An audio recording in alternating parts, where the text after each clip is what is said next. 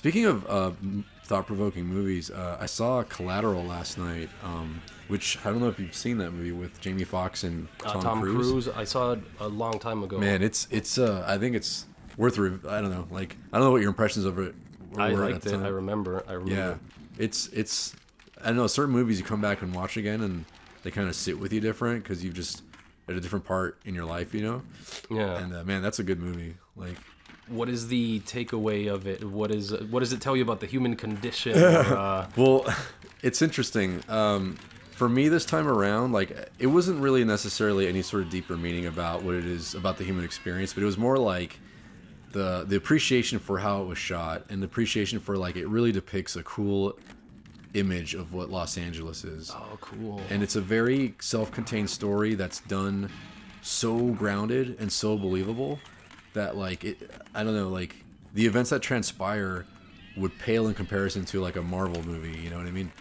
Just in terms of like what's actually happening. Mm-hmm. But holy shit, does it really get you? Does it really suck you in? Does it really make you like panic when the smallest thing happens because of the weight of everything? It's fucking awesome, man. That's fucking cool. Yeah, I want to watch it again. How's the music? I remember people telling me. Oh, that's another thing, man. This time around, I was like, this music's amazing. Like I didn't feel it the first time, which is I think a good sign. You kind of just like suck it in with everything else. But yeah, it's a fucking great soundtrack too. Yeah, Jamie Foxx, I remember, was good in it. There's a cool shooting he scene pulls in a club. the best faces, man. Like the best, like God damn it faces. Like it's so good. I recently, I watched Kubo and the Two Strings. That was great. Oh fuck! I watched one that I don't even want to mention because it was so fucked up. Speaking of movies that make you wait, we can't. Well, I'll mention it. It's called Wetlands. It's this German movie. My friend Kevin showed me, and it's about. Oh man, it reminded me so much of past relationships I've been in. But it's this girl is just fucked up and like gross and obsessed with sex and just like super gross because she like keeps like sex boogers, you know, as she calls them, and like what's a sex burger? It's when a guy comes on your stomach and you let it dry and then you make a little round fucking ball out of the. It's just a little sex boogers. And like I watched it and there were like painful scenes in a way where it was like that's why my friend wanted to show it to me because a lot of scary movies try to be visceral, but that movie is a drama, a German movie that is visceral in these ways where it's like, oh God, don't tell me she's gonna, and she does, and she even does more, and you're like, fuck. But yeah, I enjoyed it. I am glad I watched it because it is that thing now where I'm watching movies and I don't feel shit afterwards, and it's like, ugh, I just wasted. No, yeah, it's like, what was the point of that if you're not like exploring a new perspective or just incredibly like entertained? Like it's I'm fine with either. Like either I'm having a fucking blast, like Tucker and Dale versus Evil, which is an amazing movie if you haven't seen it. I've heard it's good. It's hilarious. It's like I will pop that in if I'm in a blah mood. It's really funny. Or yeah, like I'll watch. Man, there's this Greek movie. I can't remember the name of it. But it's about a family. Is it about a wedding? Is it about a wedding? And no. Like, oh God, I need stuff for my wedding. No. Fucking no. It's like. I want to say dog fart, but that's not dog it. Fart. It's some weirdly titled. I'll find it. Oh. But and I don't even want to talk too much about it because. Wait, is it? It's a family. They're in a house. Yes. They got a language that they speak. I've seen this. I think. Yes. It's not dog fart. No. It's like dog. It's like a. Man, we're gonna find it. We're gonna put it in the description because if you guys want to watch some disconcerting, interesting film, this is a good one. Yeah, I think it involves the father, the patriarch of the family, is then revealed to something. Yeah. Like this, like, and they use terms incorrectly, and they find a little toy airplane in the backyard. Okay, I think I've seen that. Yeah, it's good. There we go. Yeah, those European. That's the funny thing about like I feel like Europe. Because they're not really in it for the commercial success, like they make a lot of shit that just doesn't stick. Mm-hmm. But every now and then there's like the let the right one in, or that movie, or this, something that sort of for whatever reason like the pizza comes together really nicely. Pizza. Yeah, like in terms of story and direction and acting and everything. And, yeah. And as weird as the idea is, it all sort of gels.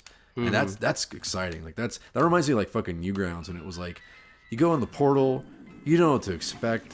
Like could be anything from anyone, and no one's gonna be there to like filter it or stop it from existing. And like it was just like a fucking treasure chest of like mostly shit, but it was always that one that was like, where did you come up with that?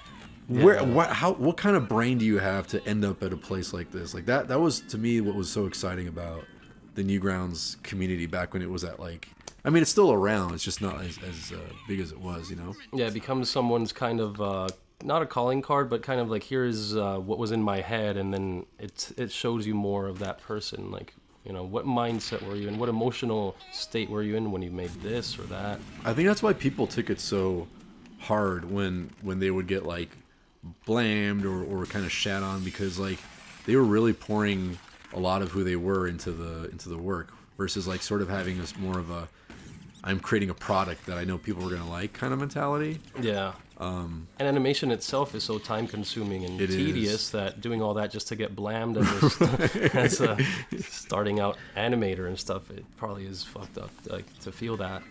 There's always that fun part of the community though, that like they want to get blamed, and they had this weird thing where it's like they would make Flash that was so bad and so horrible, but they would try to find, it's almost like the sweet coefficient that Coca-Cola figured out, where it's like it's not too sweet and it's not sweet enough. Like it's just that perfect middle, right? That like that they found, where like they will make a Flash cartoon that's just good enough to pass, but so bad it probably should have been blamed if like the right person had also voted. Yeah. You know what I mean? And anyone could vote. Anybody could vote. So like they would try to like get really crappy stuff passed through, and then as soon as it was like validated, like the shit that would get through that was like it was a great combination of like horrible ideas and execution, but enough something to like let it pass. It was incredible. Some of the shit you'd find. That's like awesome. There's a guy named Fat Badger who was like the king of that for me. Like he made like the most stupid shit. I did it. Does he still do shit, Fat Badger? I looked into him. I think every now and then he would do these things called, like, one of his staples was he'd do these things called the Fat Anime collab, and he would just go through DeviantArt and collect a bunch of like anime girls that were like inflating, and just make a montage with crappy anime music and fart noises. That was like the whole thing. Dude, that's so cool, because it's kind of like whenever you remember those things, it's kind of like going back in your school yearbook and sort of being like, whatever happened to this person? But then you can actually go and see, and it's like, oh, they have new shit out. Let me see. Let's see how much they've changed. It's like right. Don't ever change. Yeah, just stick to your guns. Stay the same. I remember one of my best friends, when we were doing the yearbook thing, we were the awkward phase in middle school when like we're looking for validation from girls or whatever. And when are we not? All right, I'm so past that now, bro. I've gone full gay now. I'm good. No, but like he's like, look what she wrote. She says, "Don't ever change." I was like, what, dude? That's good. Oh like, shit, like, that's the most fucking vanilla thing to be written on your. He was glowing. I was like, and I had never seen that written out before, so I was like, wow, man. That's cool. Like I felt really good for him. I was like, "That's awesome, dude. That's real sweet." She thinks you're cool, man. Don't ever change. Oh god, he meets up with her afterwards. Like, see, I never changed. And that's like the total turnoff. Like, I know. That's why it never worked out. Yeah, that's why I can't work out. And he's like, but I thought I'm just doing what you told me to. You know, staying static in life and not finding new likes and dislikes. No aspirations, no goals. I'm still me. I'm still the same me from high school. Why don't you like me? Why are you not sexually interested in me? That's hilarious. It's like, yeah, you want to father kids subconsciously with someone that is still into what? Fucking G.I. Joe and Battletoads. Don't ever change, bro.